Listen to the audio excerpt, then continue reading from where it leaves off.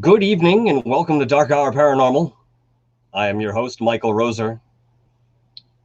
Thank you for joining us tonight. Everybody I see in the chat, what's going on out there?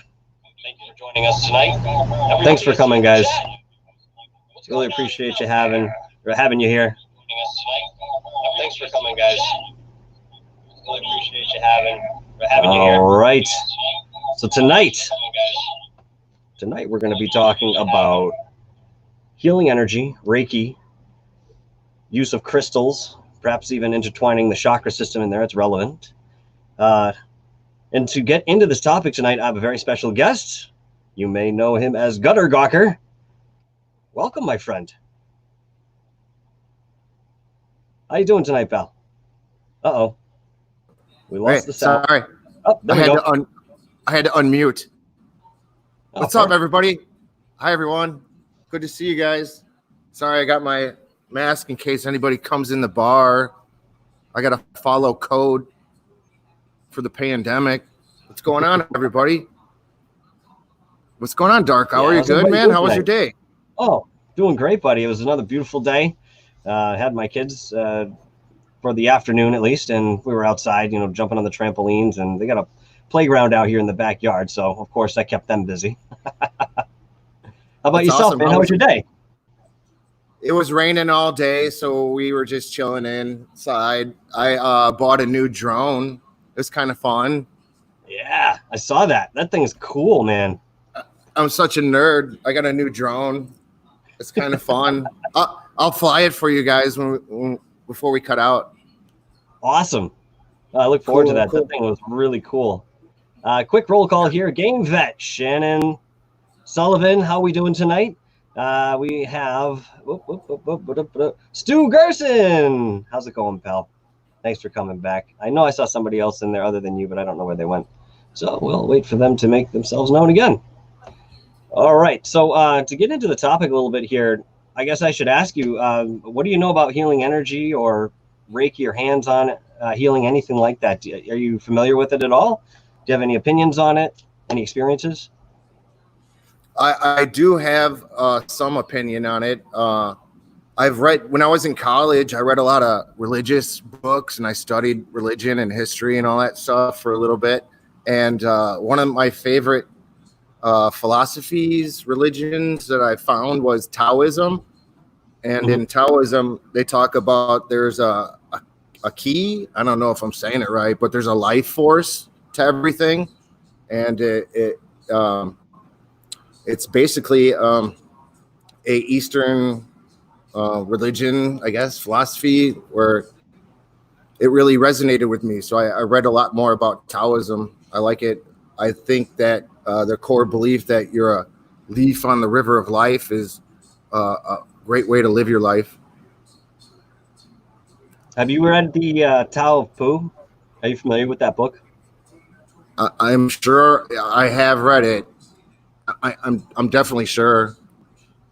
I just thought it was cool how they related all the characters to a specific element of Taoism that maybe even the person who created that had that in mind.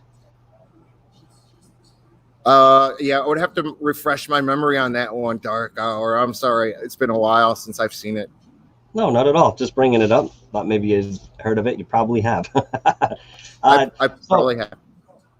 So I was just going to say, the history of this, I'm not going to go too deep into, but just to focus on Reiki itself as the modality, because there's many different types of Reiki. There's quantum touch, there's violet flame Reiki. There's many different modalities of it. And before it was actually called something in this way, people were practicing hands-on healing for many years prior to it being something popular. Now, there were two prominent individuals that really had anything to do with bringing this particular modality about. And the first was Mikao Usui, whose name you can hear obviously in Usui Reiki as one of the most popular forms of this. And there was a woman, Hawayo Takata, who a lot of people think actually brought Reiki to the Western world, and through Hawaii. She was apparently a native of Hawaii. Went over to Japan in 1936, and she had to get surgery for something that was ailing her, got into the healing schools over there, found out she didn't need surgery, and got very passionate about Reiki and energy healing. And then she brought that back to Hawaii in 1937, I believe it was.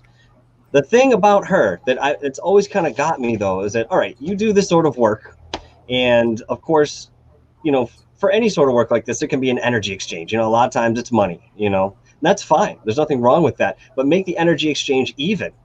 This woman, she really went out of her way to charge people so much money to learn this art, but it's only one descript way of doing it, where it's innate in every one of us. You don't necessarily need the symbols to do the healing and stuff like that. So very briefly, and please chime in at any point if you have anything to say about this. I'm just going to kind of lightly brush over what we've got here. I'm learning as you go, but it's bringing back memories of stuff that I've read past history and religion. So I'll jump in there when I hear something cool. Go ahead. Yeah, no, that's cool, man. Awesome. So Reiki, Usui Reiki itself, well, Reiki in general, really works on a set of symbols to have certain intent and bring in certain energies for whatever you're doing. There were 3 that you get in the first modality of Usui Reiki, and then intuitively you get this master symbol and you're able to use that. Now the idea again is to bolster the energy behind your intention, and using these symbols to me is sort of a preliminary way to do that until it becomes intuitive, which I think is eventually the goal. You don't have to turn it on, turn it off with symbols. You can just turn it on, turn it off via your own intuition. So the 3 symbols that I learned, I became a Reiki master back in 2002 under a woman named Chiki Faith Harris. Yeah, it was a long time ago, man. I met her in an AOL chat or something like that about the supernatural, and we became very good friends. She lived in Oregon and I was in Massachusetts at the time. No kidding.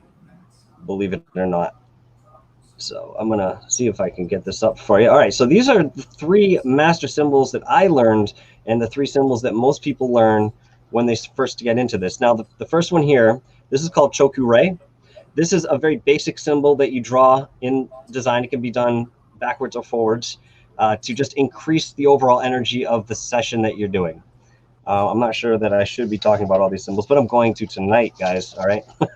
Taking a risk. Go for it. So this is just, again, a general symbol. You can open with the session with it, and you can close with that symbol as well. Just, again, pushes power. Now, the second one here is Haisa Key. And Haisa Key is for emotional healing. So if somebody's had emotional trauma, you sit down with them, you can put this as your beginning intention along with the Chokure. This one on the right, this very big long one here, is Hanshase Shonen, and this is a distance healing symbol. So when you get into distance healing, you would open with the Chokure, and then you'd open just after that with the Hanshase Shonen. And Do you have any of these as tattoos on your body anywhere? No, I actually don't. I'm pretty sparse in tattoos for whatever reason.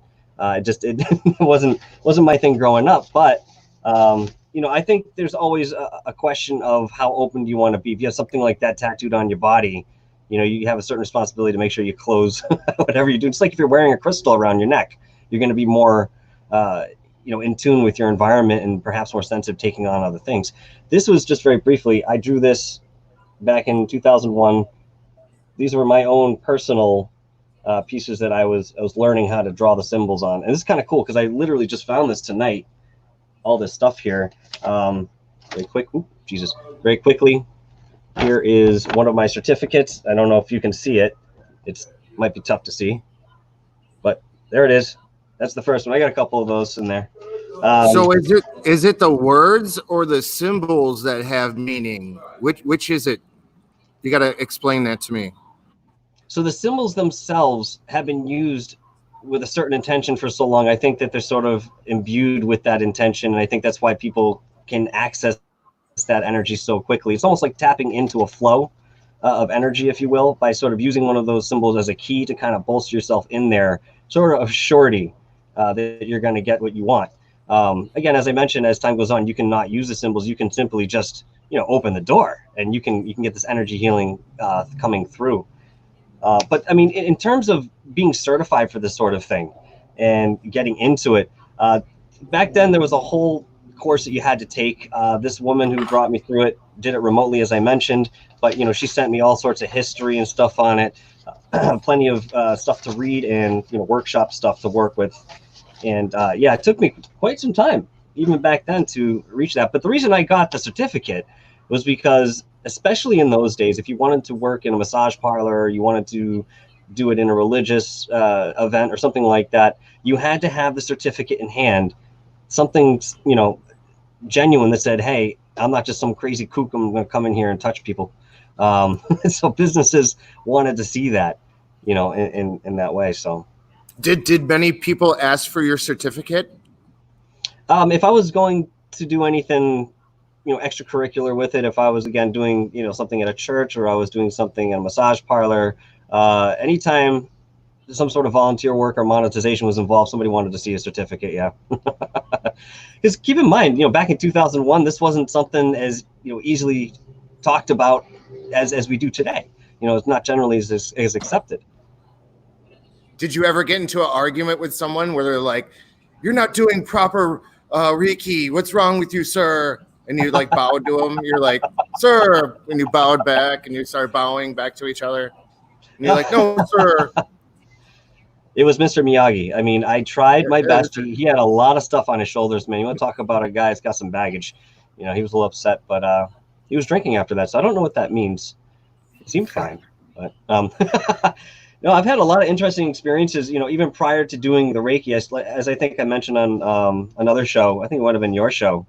I started in the energy healing when I was 14 years old, and I didn't even know what Reiki was as that word.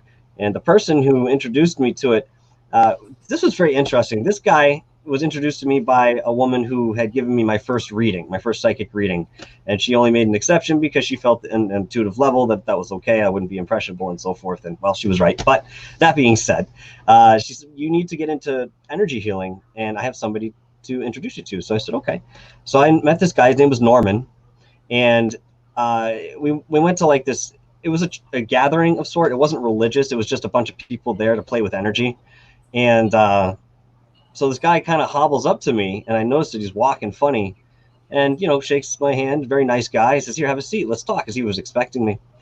So we sit down, and he starts explaining what energy is, and free energy, and how we can use it and direct it and so forth. And he said, I'll be the first person to tell you that it works, and I'll tell you why. I said, well, what happened? He goes, about 2 years ago, I was in a horrific car accident where almost every bone in my body broke, and they had to stick me in a body cast, told me I'd never walk again, and that I was very lucky to not be brain dead. I said, yeah? He said, yep. And through working with energy and having people work on me, I healed within 8 months, and I've been walking, since that time. I said, you got to be kidding me. He goes, not a joke in the world. Guy claims to even go for a root canal. He doesn't take any Novocaine. He just uses Reiki energy to numb the area or whatever he's doing so he doesn't feel the pain. And the dentist goes in and does the root canal with no Novocaine. It's the power of the mind, right? Mind over matter. That's what they would teach us in the big element of that. Oh, absolutely. Your mind is a powerful, powerful thing. My God, if the healing doesn't come from somewhere else, it comes from the mind, My favorite quarterback in NFL history, Mr. Jim McMahon, who won the Super Bowl for us back in '85. He was a big fan of acupuncture. He believed that there was a healing part of that helped him, and it helped us win the Super Bowl. So thanks to the healing paths of acupuncture, the Chicago Bears were champions. I believe that there's a big influence from that sort of thing, especially in the celebrity world that nobody really talks about unless you get personal with some of these people. They'll tell you, I meditate for 2 hours a day. It's like, really? You do? Okay. You might not think that that's the case, but a lot of these people are very disciplined. Acupuncture is a cool thing. Absolutely. Really cool. Yeah. So you do meditate? You have the mind to sit there and be peaceful and not think anything and not be like, when I'm trying to meditate, I'm like, oh my God, I can hear myself breathe. I can't. Oh, what's that noise? You know, I can't just sit still for some reason. I don't know what my problem is, but you can sit there and do it. It's honestly, it's a discipline in and of itself to do that sort of thing. And, you know, you get the mind chatter coming in. I mean, the best thing I've learned is to, you know, obviously do your best to just let those thoughts kind of flow past you without analyzing them. And, you know, one of the cool exercises I learned, I think it was from, oh God, I keep coming back to this guy, but Carlos Castaneda did have some good ideas in terms of lucid dreaming, which sort of, I mean, you can transpose that over into meditation. They say in your waking state, you walk around or you go into a room and you look at your hands and you look at something else. You look at your hands, look at something else. As you're doing this rhythm, your brain sort of goes into a very light meditation because you're not taking the time to process what you're looking at. And if you do this for about a minute, you'll notice that your body starts to relax. Like you were holding stress that you didn't even realize that all of a sudden when your brain's not thinking on its own, you know, you don't have that anymore, and you can kind of control it. Now, again, that's for lucid dreaming. So, you know, when I'm going into meditation, I sort of use a similar principle of, you know, I see that thought, I let it go. I hear that thought, I let it go, and so forth. But dude, you know, every day it's something that you gotta, you know, practice. And I can't say that I've been the most diligent lately, even though I'd like to get back into it, you know. Have you ever had a lucid dream? Oh yes, many times. What was your most lucid of lucid dreams? I've had this reoccurring ability to just move things with my mind into my dreams, especially when I become lucid. Usually it happens, you know, it's sort of an intuitive thing. In the dream, I do it, and then I realize I'm dreaming, so I go into lucid dreaming from that. You know, nothing like a house or anything big. You know, I'm not pulling trees up by the roots, but, you know, I'm picking up, you know, objects, you know, stones, sticks, whatever's in the environment, pad of paper, you know, using only my mind. But, you know, it's very hard to hold it, you know, even if you know you're dreaming. How about you? Have you ever lucid dreamed before? I had two very memorable lucid dreams. One time I was just flying through the air. It was kind of a tripped out thing. I was just like, oh my God, I'm totally flying.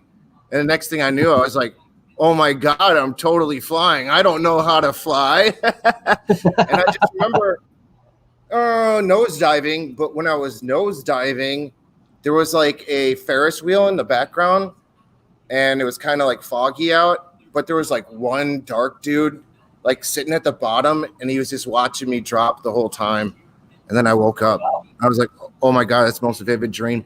And then another one was I was walking on snow. It felt like I was in Iceland or something. It was like just like fresh packed snow, and there's like little hay sticking out of it. It was crystal clear blue sky, and I felt like the cold, and I heard my feet crunching on the ground. It was like amazing. I don't know. Sometimes I think those are past lives when you think that vividly about, or I have a dream like that, in my opinion. I think that's very possible. You know, a lot of times people say that when you are flying in a dream, you're actually out of your body. You're astral projecting on a level.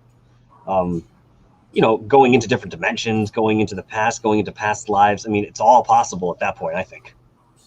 You know? Yeah, I could believe that. It could be true. There might be something to that. You know, I can't prove it, but it felt real when I was having that flying dream. So if I was in a different dimension, then now I know what it feels like. Well, it's amazing the clarity that people remember some of these dreams. You know, other times it's not so clear. You don't remember certain details, but you could tell me that you felt the snow underneath your feet. You described, you know, little pieces of the grass sticking up out of the snow, and you obviously have a clear memory of this. Oh yeah, it was super vivid. I can still remember it to this day. You know, it was probably a long time ago. So yes, those dreams really do stick with you. That's amazing. Do you own any crystals? Where are all your crystals at? Actually reaching for one right now. I read your mind. See, I knew it. Here we go, buddy. All right, so why bringing crystals into this? Well, these are amplifiers at the very least. You know, I couldn't walk around with a crystal point on me for very long. I start taking in a lot of energy around me. It's just overwhelming and intense. If I'm not carrying it, I can absolutely tell the difference. This is just a interesting crystal point. I've used it for healing, doing meridian healing and stuff like that for many years. All these crystals I'm going to show you tonight are old. I know this isn't really clear. Sorry.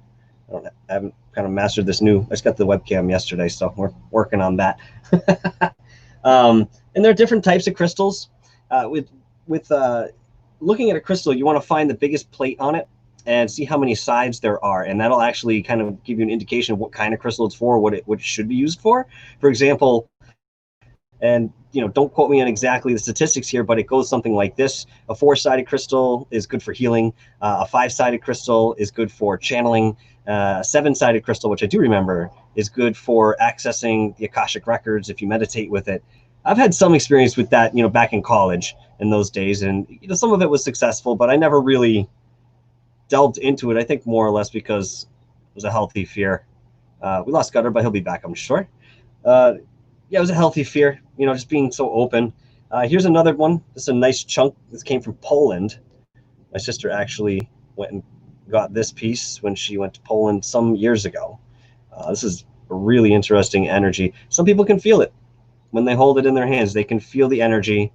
They can tell if it's smooth, zippy, if it's relaxed, if it's undulating. Sometimes you can feel pulsating in your hands with this. And I'm actually going to, in a moment or two, I'm going to give you an exercise you guys can do at home just to kind of play around with the energy and just see what you feel. If you have crystals around, that's going to help even more. So I'm just going to take a quick peek into the chat here.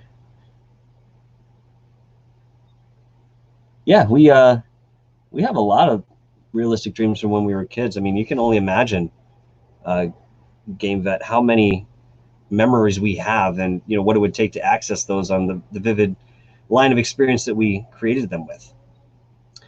This here is a nice crystal point. God, it looks so terrible. I'm sorry, guys. Okay, this is a Lemurian crystal, and I was told that this is a Lemurian crystal after I picked it. I used to go to a lot of these psychic fairs back in the late 90s, early 2000s, where they'd have independent vendors there, and they'd be out with their display of stones and such.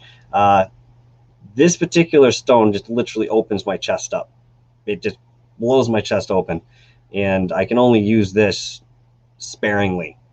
Even to hold it right now, I can feel like my chest opening up. It's a heart energy crystal here. How does this relate to the chakras? Well, I mean, look at color. You have your chakras that go on all the way up. Each correspond with a different color, which deals with vibration and those particular organs where they are. You can amplify them using crystals or shooting energy in, or to repair a chakra. I went to a Reiki session one time, and the woman looked at me halfway through the session, and she had stopped at my solar plexus. She said, "What the hell happened to you?" I said, "What do you mean?" She goes, "Your solar plexus chakra is shattered." I said, "Well, how does that work?" She said, "Sometimes when you experience overwhelming trauma, you can actually shatter your chakras." I haven't heard about that since, but whatever work she did, I started feeling much better after I walked out of there, and continued to feel better. Whereas I was having a lot of difficulty prior to that session with things going on in my life at that time. Ooh, Shannon. Did you just say Moldavite? Okay, I'll put the Lemurian crystal aside for the moment and say the most intense stone I've ever held in my hand is Moldavite, 100%. To the point where sometimes I couldn't hold it for longer than just a moment or two. Oh, good call there. Moldavite is from an asteroid or comet or meteor or whatever it was that had crashed into, I think, the Ukraine, somewhere in Russia. I can't remember. It's been a long time since I looked into this, but this particular asteroid, I'll say, hit the Earth and blew up to a million different little pieces, and the Moldavite was the melted material, sort of like it's like a glass material, and it's green. Let me see if I can pull up a picture of it real quick for you guys who aren't familiar. But yeah, this stone is said to, you're able to contact extraterrestrials with this stone. Obviously, the origin would probably play a big part of that. At least in the belief that that's the case. Okay, so I'm going to pull up this picture here. Bear with me, guys, for just a moment. Oh, God, what happened? All right. So, let me pop you on here.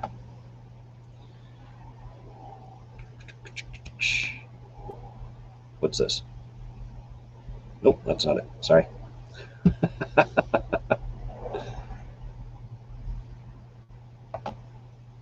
All right. So this is Moldavite. Okay.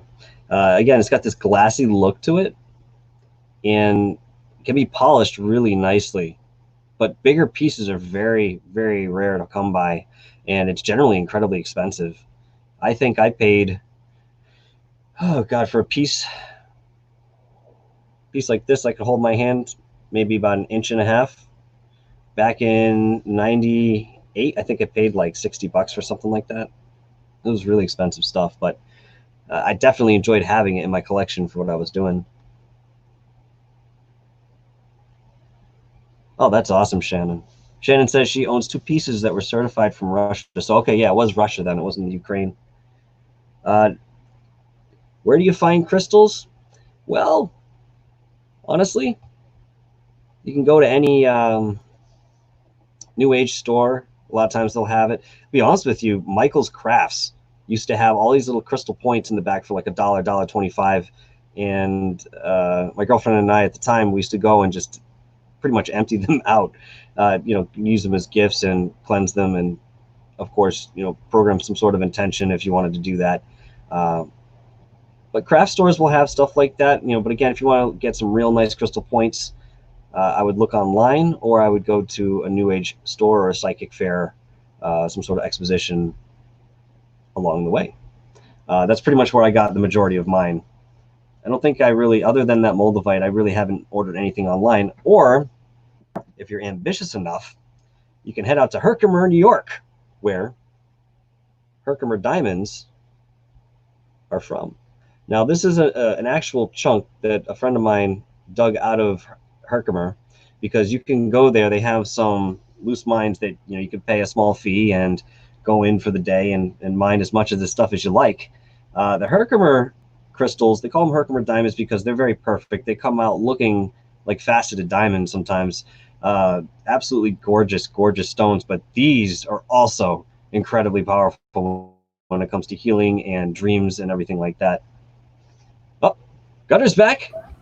What up? Hello. Sorry, I had to switch internet. Up, you can hear me? You can hear me all right? Perfectly. Okay, good. I had to switch the internet, man. Everybody keeps telling me to get an Ethernet cable, but the thing's like way over here up in the sky, so it's like a difficult task right now. Find a 50-foot Ethernet cord. I'm sorry. Yeah. What did I miss, brother? I apologize.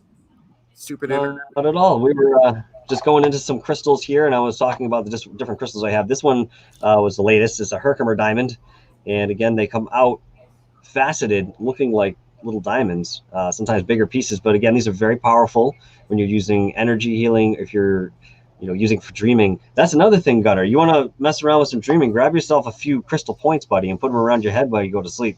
Stick them next to your dresser. Do you know anything about salt? Not much more than that, the purifying properties of it and, how it can be used magically, I suppose. I don't know much more about it. Have you ever heard about black salt? I want to say yes, but I couldn't tell you what. Can you give me something? Well, you ever see Chuck Bam? Chuck Bam comes in the chat room a lot. He said that I told him that I had a haunted bar, and he said if I wanted to kick him out, I would have to use black salt. Huh.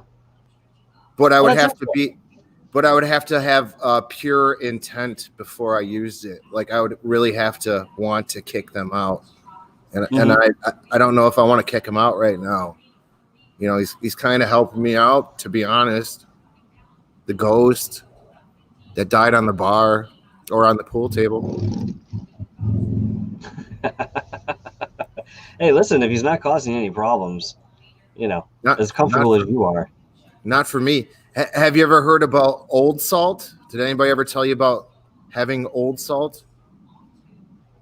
No, what's that? My aunt, she was my great aunt. She was a psychic, and she always told me, David, you got to keep old salt around your house that you never touch or use. I'm like, why? She's like, so your life always has flavor. That's what she told me. Well, that's interesting. Oh man, I've never heard of that. Has my life had flavor? I should have whipped that salt thing into the Lake Michigan. I should have whipped it. I should have flung it. Sometimes we're getting more than we ask for. I mean, I think my life's got enough flavor. Look at my room, for God's sake. Look at this. Do you have any luck? Do you have any lucky charms? Not trying to be funny, like the cereal. I'm just saying, do you have any lucky charms? No, and I'll tell you why. Because growing up and stuff, I'd have a lucky rabbit's foot, or maybe at one point I had a small cross breast blessed by a priest. And these things are fine, but they're power objects. So what I mean when I say that is that you're instilling an intention in the object in order for it to act independently, or at least the way that is perceived, or in addition to whatever you're doing. So you're giving power away to something. Now, when you're first getting into this sort of thing, again, it's like the symbols in Reiki. It adds a visual effect. It adds more of a physical component, something that's almost tactile, that you can say there's power in this thing in front of me. After a while, you don't need the power object. You don't need the symbols, because you know that the power is already within yourself and you know how to tap into that. What about you? Do you have any? So you're saying that the rabbit's foot is superficial and it's not real? I think it's the person putting the intention behind it, because honestly, other than something residual being held onto it, if you were to hand me your lucky rabbit's foot, maybe I can feel your energy, but chances are that's all that's there is your energy. You know what I mean? Right. I don't think I've ever owned anything of an object that was lucky in my life. Sorry, I don't mean to laugh, but well, I mean, I don't think anybody has. I don't like you. I'm not really sure if I believe in lucky objects too much. It probably comes from the person's soul. Either they have good karma or they don't, in my opinion. Now I wonder how speaking of objects and imbuing power, I wonder how spirit attaches itself to, let's say, a doll or a cabinet or something like that. A house or a dwelling, I can understand. That makes sense to me, but to attach yourself to like a candlestick holder or something, I don't know. I mean, obviously it happens, or at least people talk about it. It's curious to me. I don't know why anything would, after its life, living this life out, and decides, I want to be part of that candlestick holder. I'm going to curse anybody who touches it, or, don't move my, I don't know. I heard something funny yesterday. I was watching a chat room, and we were talking, somebody was talking about crop circles. I think it was Joe Monk was saying it in the Goofon chat room. Somebody brought up crop circles, and I think Joe Monk said maybe crop circles are markers for time travelers, and so maybe that candlestick is a marker for a ghost to figure out a time when they want to come back, possibly. Did I just solve the mystery? I don't know, but that's pretty damn interesting. I like that. I like that thought a lot. What do you think? Tell me. What do you like about it? The idea of markers being something that, time travelers would use, maybe a physical reference, maybe a portal of sort, talking about crop circles, especially, there is sacred geometry obviously involved in a lot of those, whether it's man-made or not. I mean, the pieces of work, really, the pieces of art, and they have messages in them. So I mean, anything's possible, really. I'd love to entertain the idea, and the theory that those are possible markers for some sort of time travel. Not to get too hard into it, but just because it's on my mind now that you mentioned time travel, what do you think about Brian Tidor? You know this guy? Oh, you mean John Tidor? Sorry, yes, thank you. Jesus, yes, John Tidor. Thank you. The Art Bell shows that I heard, maybe I heard it live. I don't remember, but I remember hearing the replays, and I thought it was very interesting actually. But I don't think anything that he said has come to fruition. Has he? I don't know. I got mixed reactions when I was looking online, maybe a few years ago, just to revisit the topic, where some people said some of the predictions came true and some of them didn't. But again, he had that clause that a lot of people are, I think there's validity behind it. Whereas, I'll make this prediction. Even Billy Meyer had mentioned this at one point. He says, I'm making a prediction that will possibly come true as long as we're staying on the same path that we're on right now. If somebody changes something, you might change the whole timeline for everybody. And that prediction may not be our reality anymore. It doesn't mean that it doesn't still happen. It just means that you and I don't experience it in this sort of linear fashion, if you will. That's amazing. That's amazing. I wish we knew the answer. Hopefully we'll get it one day, right? No, that'd be cool. That'd be really cool. I mean, he had a lot to share in terms of his math. I mean, he didn't give us everything, but he made mention about a few things. But this is a time-worn theory here, or at least a conspiracy, if you will. The coolest thing on Art Bell, I think Green Man was on the Goof On show last night. He turned me on to this Art Bell replay where it's a guy flying over Area 51. Have you ever heard this one? No. What happened? Oh my! You got to listen to this guy. He's like, "Is this Art Bell?" And he's like, "Yeah." He's like, Art Bell's like, "I got a letter from your girlfriend saying that you're gonna fly over Area 51," and he calls in on his cell phone, and you hear him flying over the jet. It's coming after me, and goes dead. It's one of the better ones, but it just reminded me because we were talking about time traveling and Art Bell and stuff like that. But that was a really good show. If you ever get a chance, listen to the Area 51 flyer. Come to think of it, I must have come across that clip because I remember a guy, freaking out. He's like, breathing heavily into the phone. The call's only a few minutes. He's saying they know where I am. They're going to come and get me, but I can only tell you these few things. And then, the phone does go dead, but it was because the power cut out in the studio and they had to go on backups. I think. I don't know if it was the same broadcast, but I remember something like that. That's so cool. Yeah, it was a great one. So cool. So tell me some more about the healing crystals. I need some to fix my hair. I got a really bad haircut, and people in the chat room were saying that I should ask you for which crystals I can use to rub on my head. I'll be honest with you, I'm not versed. I don't know about that one. I'm sure there's something you could do, some sort of stone to kind of stimulate the follicles and what have you, but I don't know off the top of my head. That's a good one, though. That's a good question, because that's a practical one. You would be a multimillionaire overnight if you could figure it out, right? Yeah, I suppose so, huh? A lot of these semi-precious stones have different uses, and they correspond, again, to the chakras based on their vibration and their color, which obviously kind of go hand in hand. But nonetheless, I have a piece of rose quartz that I sometimes walk around with. It's like a chunk like this, and I'll stick it in my pocket, and it's just nice. It feels different. Sometimes my day goes about differently. It's just a nice, smooth day. My interactions with people are nice. Just so feels it's different a positive than walking around with it. It gives out positive energy. You can feel it. Absolutely. Personally, I feel it. Can you see it? Can you see an aura around it? Is there anything else different about it that you can sense?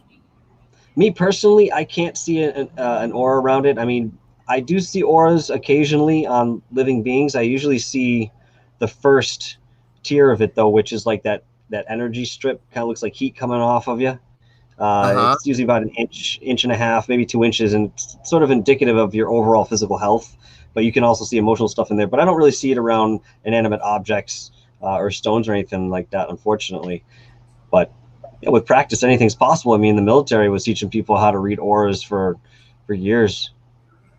They would take a piece of construction paper, put you under a low level light, and you'd train your eye to see the colors in people's auras. So when they're out on the field, obviously that's a big advantage. I don't think I could see people's auras, but I think I can pick up on their, I could pick up on their feelings when I'm around them. Do you get that too? Do you ever have that sensation where you just absolutely. this guy's got some shit vibes going on. I don't want to be around here right now. Oh God, yeah, you can feel it instantly. You really can. A lot of times, yeah. I mean, and same idea too. People will drain you that are just kind of magnetizing this energy off of you. They'll drain you. Do you know why when I walk past, ever since I've been a little kid, I've been able to do this. Every time I walk past, is that Chuck Bam's in the house? What's up, Chuck Bam? Chuck Bam in the house. Every time I have walked, no, not every time. Most times when I walk past a street light, it will go out. Do you know why that happens? Can you tell me why? This was something that I think that you mentioned to me, one of the first times we talked, which is so cool. My idea was that, your energy is affecting, the electrics around you. And, my personal experience, I used to wear watches, like electric watches. Now I wear these, and it seemed to work much better for me. But I would literally stop watches. They just would break on me. So I think your energy is more or less affecting. I don't know why or how that happens, but it seems to be the case with some people. Absolutely. Here's another question for you. Why is it I always look at the clock and it's the number 444? Sacred numbers would be something to look into. 444, I believe, is interpreted generally, and you're going to find a lot of interpretations, but there is consistency in some of them, that the angels, the higher energies are around you, assisting you in what you're doing moving forward. If you see that number, it used to happen to me all the time with the 1111. It still occasionally does, but it did more so during that window between, 1987 and 2013, I think, where the 1111 door was really wide open to, experience that energy. Yeah, I used to see that a lot. But yeah, sacred numbers, man, definitely check that out, because there's a lot in there. Do you know what other number I see on a daily basis? What's that? 420. I like that number. That number is a good number. A very sacred number among some cultures and communities. Every day's Earth Day, right? At 420. You better believe it. I mean, sometimes I don't even make it to 420. It's a. Now, what's your feelings on cannabis? Are you pro or anti? Very pro cannabis. Absolutely. And what gives you that feeling, and what makes you pro cannabis? Well, put it that way. I've been following NORML since I think 98, 99, something like that. Just, keeping up with what everybody's doing, the articles that come out. Obviously, to me, cannabis has so much medical use. It's undeniable, and ignorant to say anything less. I mean, people are using this to heal all sorts of ailments, or at least, numb the pains that they're going through, or allowing them to eat. Cancer patients who normally can't because of chemotherapy. The list is so vast, and not to mention that this is a very sacred plant in the respect that people have been using it for thousands and thousands of years. To me, why wouldn't we continue to use it in the miracle drug and the awesome recreational substance that it is? How about yourself, there, guy? I have a medical marijuana card. It was prescribed to me by my doctor. I have chronic pain, so it does help me take. It helps me take my mind off the pain, but it doesn't cure the pain. When you take cannabis, do you feel it enhances your supernatural feelings and abilities to feel that realm, or see things, or hear things you might not? Or do you think you don't need it and you can do it without it? I think I'm actually clearer without it. I'll be honest with you. I was always warned not to open the doors while under any influence, but I have found that cannabis is sort of an exception. Even something like mushrooms, I won't open the doors too much because, God, you can only imagine what that's like. But with cannabis, it's so soft, and she's a very gentle being. That's, whatever that being is associated with the plant, that sometimes, yeah, she'll allow you to do that. And but I do think that I'm clearer when I'm not using any substance at all. For the most part, is what I've found. Have you ever tried? Yep. Do you have a crystal pipe that makes smoking much more enhanced? It's funny you should ask that, because it was a couple of years ago, somebody I worked with walked up to me and she shows me this beautiful quartz crystal pipe that, it was carved out. And I wanted to get one. And when she went to go online to buy one for me, they were gone. But man, I wonder what that would be like. I really do.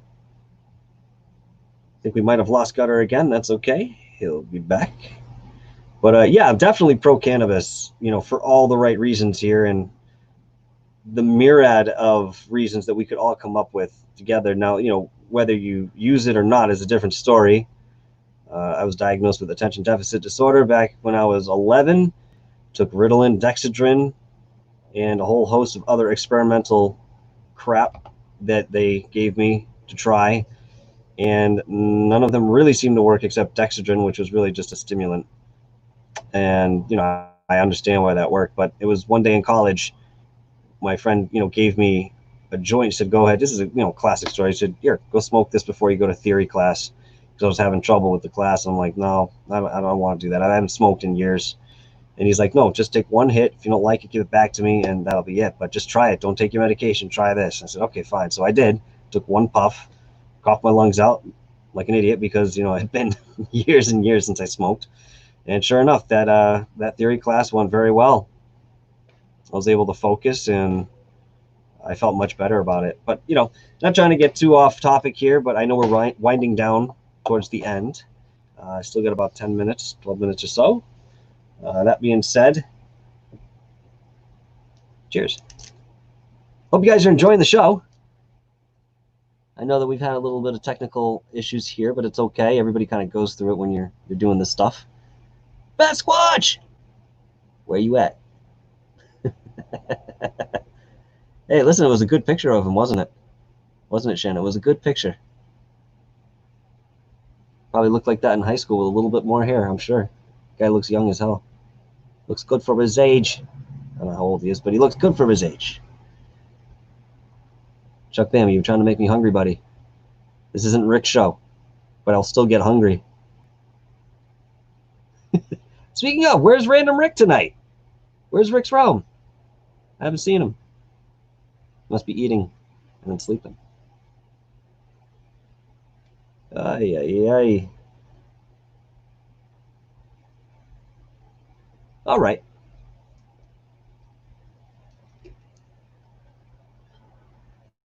I'm going to wait for Gutter to get back here. I'm going to wind it down because I want to thank him personally for coming on. I always like being a part of whatever he's doing, and I love the fact that he is a part of what I'm doing. Great conversations. And he's just a hell of a guy. And Matt, my heart goes out to you, buddy. Hope you're doing okay. Much love, kid. We'll see you on soon, for sure. All right, I'm just going to keep talking about weed because you know what? I'm waiting. So anyway, one of the thoughts I've always had is, how vastly different, the terpenes are in the plant, and how you have sativa, indica, and there's a third one in there too that's rare. It's a landrace strain. I can't remember what it's called, but, guaranteed I'll never see it. That being said, there's so many varying degrees of, what these things are used for, what the different strains are used for. I think it's just a miracle plant for what it's worth, man. It's not as much fun talking about weed by yourself, but you know what? Smoke a bowl and you'll do it all night long.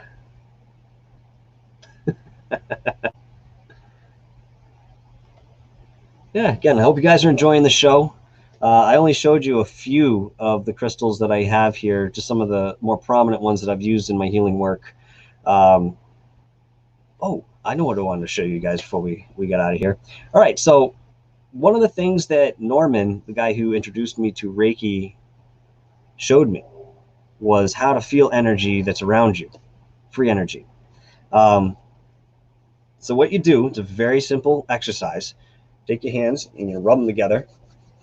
All right, so you get the friction, you get the heat. Now, the idea is you're going to hold your hands about yay far apart.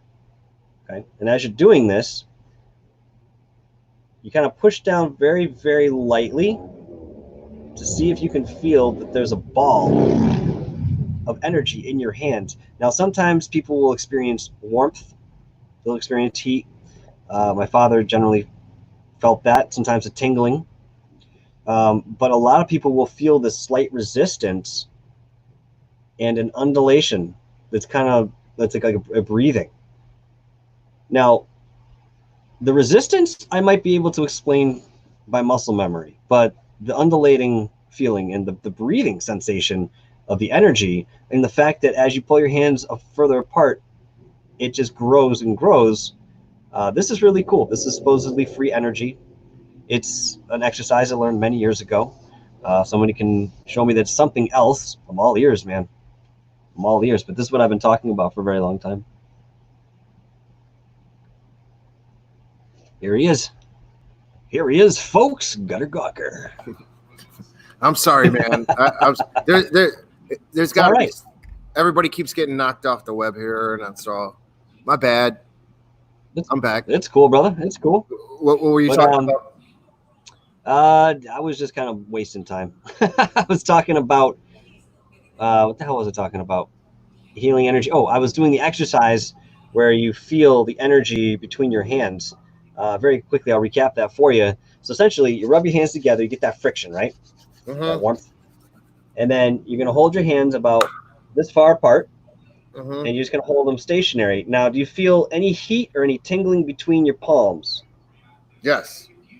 Do you feel if you press down very lightly, there should be a slight resistance, almost like there's a ball in your hand? You can feel it on your other hand as well? Yes, I can feel it. Ooh. Now, this is energy. This is free energy that we can use, and we can actually take that ball and use it for healing. You could send it out to the universe. You could send it to your buddy. You could give it to yourself, but you're gathering all this light. I'm going to put it on my head so I get my hair back. Do it. Oh, come on, hair. I'm not taking my head. He put Rogaine underneath his hat, folks. I'm telling you, I'm blowing the cover now. So next show, you see the full head of hair. It wasn't the Reiki. It's the Reiki. I love it, dude. All right. Is that your sirens? Take us home, my friend. What do you got? Your sirens? Is that sirens going by you? Me? No. I don't think so. I don't hear it. Oh, boy. Hang on. Check this out. Oh, yeah. Oh, yeah, buddy. Come back here. I want 3. Are you kidding me? Do you have one? No, but you can tell me definitely where to get one, and I will get one. That's awesome. They're super cheap now. See, this is a practice one because I've smashed so many of them. I need, like, eventually I want to get one with the camera so I can UFO hunt with it. Mm-hmm. I guess 503 in a couple days is going to come out with a video with a UFO that I sent him. He's going to put it in a video. That should be cool. That'll be awesome. I can't wait to see that, man. You subscribe to 503, right, DarkHour? Yep. Yeah, he's cool. It should be interesting. He said he blew it up pretty big, and that it should be pretty cool to look at. Oh, it's awesome. I can't wait. Do you see many? Awesome. Do you see many UFOs? Watch this. Watch this. Do you see any UFO? Do you see any UFOs by your place or not, DarkHour?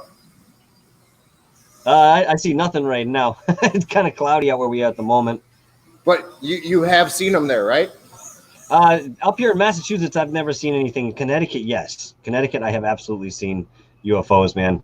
But I mean, being up here in the city, I haven't seen anything. All the lights from the city just kind of reflect off the night sky. It makes it hard to see anything over here in Worcester, where I am. Do you think, is there a crystal I could possibly use to help me attract more UFOs? I don't know. That's a good question, actually. I will look into that. I will definitely look into that. Please find out. I want to draw them. I want to draw them closer. Excuse me. Oh, that would be cool, dude. Yeah, I've never had that thought, so yeah, I'll look into it. Hey, Um, listen, the day you get abducted, just make sure you bring your camera. I'm just saying. I don't think that's ever happened. I'm not sure, but I don't think it's happened. But I've had a UFO come down at treetop level one time. It was pretty tripped out. Oh, wow. Yeah, it happened in Yakima, Washington. So you got a good visual of this thing, yes? Well, it was bright. It was just a big. It came over the trees, and it was big. It was big and bright, but I can see behind it, and it was like just a big dark ball right behind it. Seemed like it was just projecting light out of this spot right here. But I would assume that, if the orange orbs and all these other things are floating around, they could probably turn into whatever color they want or whatever shape they want. Somehow they mess with our perception. So hopefully I find a nice crystal that protects me, but also lures them to me at the same time. That'd be awesome. I like that idea, dude. I'm looking into that tonight, just for the hell of it. That's really kind of cool. Where's Rick's realm at tonight? We didn't see. I don't Rick's know. realm here? I was asking the same question. He didn't pop in. I haven't seen him at all, so he's probably Rick's eating. realm? He's got a cool show. Oh yeah, it's fun, dude. I enjoy going on his show and watching what he's doing, whatever he comes up with next. You know what I mean? Right. That wheel was a good idea. Yeah, the wheel is a great idea. You know what? Yoda is funny as hell. I love when Yoda comes on there. Oh, it's great, dude. Yoda's phenomenal. Then we got ET over here, of course. So is there anything I should know about Reiki before we go that I could take with me and practice more than the healing ball of energy? It's really intention that I think delivers this energy.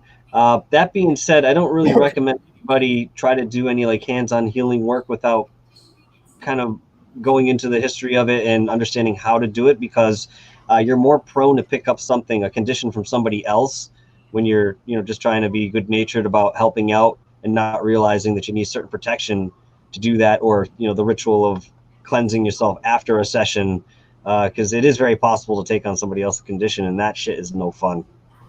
Do you know why I like hearing from you about this stuff? Because you have a lot of sincerity in your voice. I can hear it. I can hear that you really take the time to appreciate this phenomenon for sure. So it must work for you. I hear there's a lot of haters out there. There's a lot of people that don't believe it, and they'll talk smack. I was reading something about it tonight online. Somebody was trying to say, well, I saw this person's aura, and then the scientist was like, well, I don't see it, so therefore it's not real, Yeah, dude. Have you encountered those types of people that tell you that stuff, that type of thing? Oh, sure. And thanks for that note too, man. I appreciate that. I am very passionate about this stuff and love talking about it and sharing whatever I've experienced. But that being said, yeah, absolutely. I've come across people who don't believe in it. But whenever I've done this sort of work, it's funny. People who may not have believed in it, looking at this person or knowing the character, sometimes they find themselves in pain. They say, hey, just try it, man. Just try it. And I'll be honest with you, I've never had a session where I walked away and said, I don't think something happened there, because even the people that I've worked with, they've gotten something out of it. It's usually not what you expect. The outcome's usually not what you expect, but you might go in there because you have a torn ACL and you need to, work on the pain for that. So the Reiki practitioner will get into it. Next thing you know, the energy is hitting them emotionally, and some traumatic, childhood issues come up that he's all of a sudden faced with dealing when he just was in there to, fix his ACL. So it's kind of unpredictable. The energy goes where it's supposed to go. You might not know where it goes. Most of the time, you're not going to know where it goes until after the fact, because unless, you're looking at somebody with a broken arm and saying, okay, I'm intending to put the energy here. When you're reading their aura, you feel that dip where the break is, where all this energy is being released, or things are going in that aren't supposed to be. I remember a story back in the day, and maybe it's related to this sort of, but maybe you heard it as well. But There was a guy who was dying of cancer, and he wanted to beat it, and it was, you know, pretty lethal. And he locked himself into his house, and he would show himself nothing but super funny movies where he would constantly laugh all day.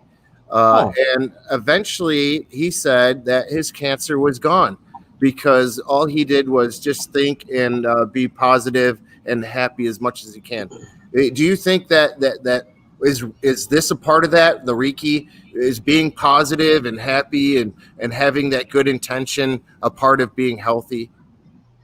I think overall, yeah. I mean, if you're someone who can do that easily, I mean, we all have our own separate challenges, and I'm not going to say that, you know, it's possible for everybody to be positive or upbeat. I would recommend it, but you know, it's a lot of it has to do with attitude. You know, you've heard, I'm sure, many times people say that disease comes from the inside. It starts with your thoughts. Your thoughts manifest. Therefore, whatever disease that you have or attract to you, you've manifested through thought one way or another, whether it's through fear or something else. You know, everything comes from us. We dictate our own experience. But then there's also a lot of pollution in the world too, which extra, you know, makes it increase with all these people's cancer as well too. Oh, sure. And that's a collective consciousness thing, in my opinion. I think that, you know, collective consciousness and what we're doing and how we're treating ourselves as a species, as humanity, the earth itself, it all plays, it's all reflective. But, you know, there are little reflections in each of us. You know what I mean? I might have thrown a plastic bottle away instead of recycled it. That's just one little thing, you know what I mean, that I'm contributing to the whole there, you know? Man, you just killed some fish. Way to go, DarkHour. It was an example, but, you know, I'm sure at one point that's been the case. I'm just saying. Well, as long Listen, as we as get them and eat better them. each day, right? Yeah. Each day we just try to get better and better. That's all we can do. Try our best. That's it, my friend. But listen, hey, I want to thank you again for coming on the show. I'm going to wrap it up now, top of the hour. So again, dude, it's always been a pleasure talking to you. I love being a part of what you're doing. I love you coming and being a part of what I'm doing. Always a pleasure, man. Thank you. I love again for hanging coming out on. here with you guys. You guys are the best. You know that. The chat room's the coolest. You know, when I go on your show, Rick Realms, Goof on, everybody, you guys are all super cool. Man, I apologize again for my web taking a crap, but I'll have to fix it eventually. So I apologize for that. Yeah, no worries. You guys are awesome in the chat. As Gutter has said, you guys are the best. You know, thank you again for you guys joining in. And I'm sorry I don't get to see everything that goes up in the chat. I do try to check once in a while when we're on topic and try to pull some things out. But guys, thank you for showing up and supporting us in what we're doing here. Thank you. Cheers, guys. Thank you very much, guys. All right, Gutter, have a good night, man. See you later. Later. Peace. All right, folks. You know what time it is? It is music time. Maybe. Possible. Hope you guys had a good time tonight. Thanks for coming out. And we'll be on again soon.